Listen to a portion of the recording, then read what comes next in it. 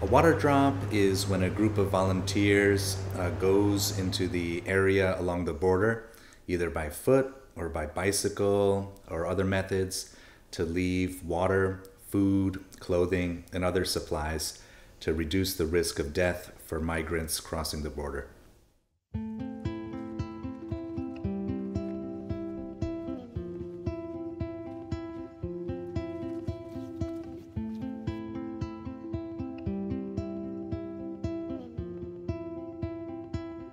So here locally in San Diego, the two ways that we see are people coming through the desert and people coming through the boats. When they're coming in through the ocean, they face the danger of a boat capsizing, and they can drown, because unfortunately that does happen. When they're coming in through the desert, then they're having to hike for miles and miles and miles through a desert, through the mountains, through the desert, and they can starve. And if they're coming in the summertime, they can die of heat exhaustion. We do know that people making the crossing in these areas, it's often a multi-day process. In these areas, there are no natural supplies of water. There's no springs or other sources of water, particularly in the desert. Really, it's almost physically impossible along some of these routes to carry enough water to complete the journey, because the distances are so great and the terrain is so rugged. Those are the areas that we focus on, the areas that we know people are crossing and where we know there are very few supplies of water. And so there's an obvious need for this kind of humanitarian aid.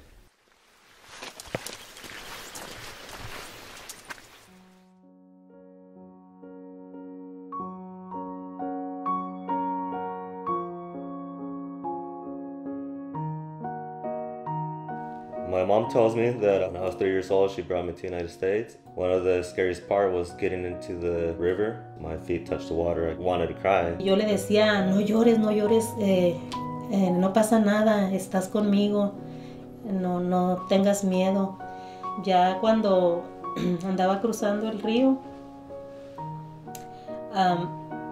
yo me subía al niño en mi estómago. Lo paraba aquí para que él no se mojara, porque el agua nos llegaba bien hasta arriba.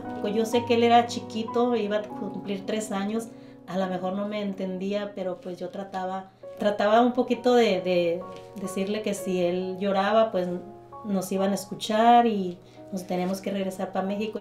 Mi vida en México de niño fue muy triste, porque mis padres eran muy pobres y venían venían de un pueblo donde no tenían una vida, un trabajo o algo así, que siempre nos hizo falta el alimento, comida y zapatos y lugar donde vivir y muchas cosas que sufrimos nosotros de niños.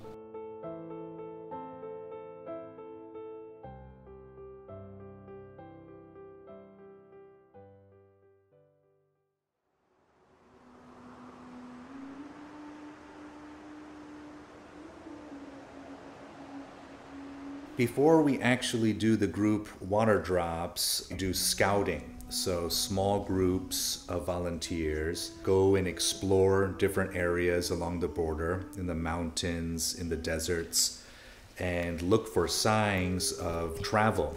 After a while, we are able to really pick up on clues. I mean, I'm a construction worker. I do wood floors. I would never think of myself going through a map, or planning a search or reading coordinates or things that normal people shouldn't be doing.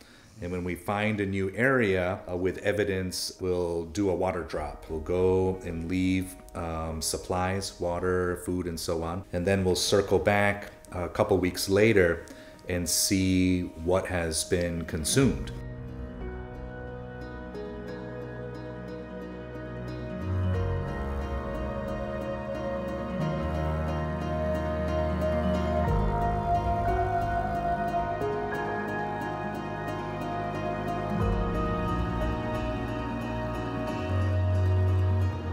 There's always risk of you can come across wild animals, snakes, coyotes, whatnot. During the warm months, people getting into trouble because it gets so hot in the desert.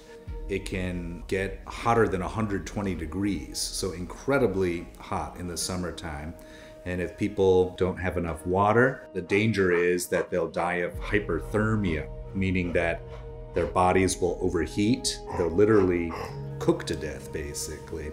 And it's a terrible way to die. In the mountains, it can get extremely cold in the wintertime. And so there have been tragic cases where people have died of hypothermia, meaning freezing to death. There's also the risk of injury or death. But people are still desperate. They still want to come. And unfortunately, almost every day of the year along the California-Mexico border, people making the crossing do get into trouble. And a certain number of those will call for help, either through relatives or directly. The word will get out that somebody is in trouble. Once the word goes out, there's a network of volunteer organizations that focus on search and rescue. First time that I went to the search and rescue, I didn't really want to do it just because of I didn't know what the risk was of being out there. My kid's mom, you know, her brother was actually lost in the desert for a couple of days, so she pushed me into it. I thought it was gonna be the first and only time I'd be there until I found the first set of remains, you know. He was born in '87 too, same as me. And as soon as I found him, you know, I immediately thought about his family, his kids. I have kids. He could have had kids, you know. So I put myself in his shoes, and that's pretty much what pushed me to keep going on it. It's a 23-year-old kid from Sinaloa. When we found him, he had 3 days with no water or food. The first thing that he told us, you know, he didn't want to die. I was actually the one holding his hand while he was on the ground, and I told him that day, hey, no one's dying. Not today. We're here. You're gonna make it out. With the very last energy that he had, he was able to get his phone out and showed me a photo of his daughter, you know, 2-year-old daughter. This kid that's about to die, and all he can think about is his daughter and his mom, you know. No sabía de qué se trataba, pero cuando ya miré de qué se trató, no me importó las llagas que me salieron en los pies, no me importó nada. Se me hizo como una adicción ir al desierto a buscar a mis hermanos migrantes que quedaban perdidos, porque la primera vez que fuimos se encontraron varios osamentas, varios cuerpos. Entonces yo dije, aquí necesitamos hacer más trabajo. Entonces empecé a ir a buscar a los migrantes que estaban perdidos, que se pierden en el desierto.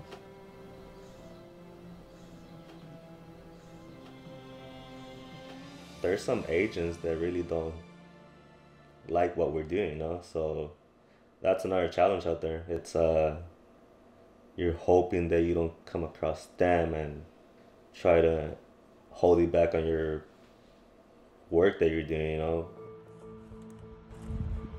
This crate was full of supplies about 1 hour ago. Border Patrol came through, destroyed all of the supplies, destroyed the crate.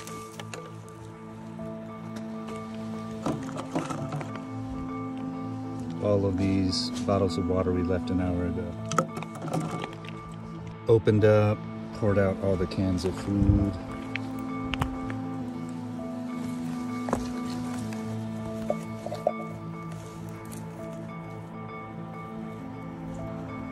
Deliberate sabotage of humanitarian aid by Border Patrol agents.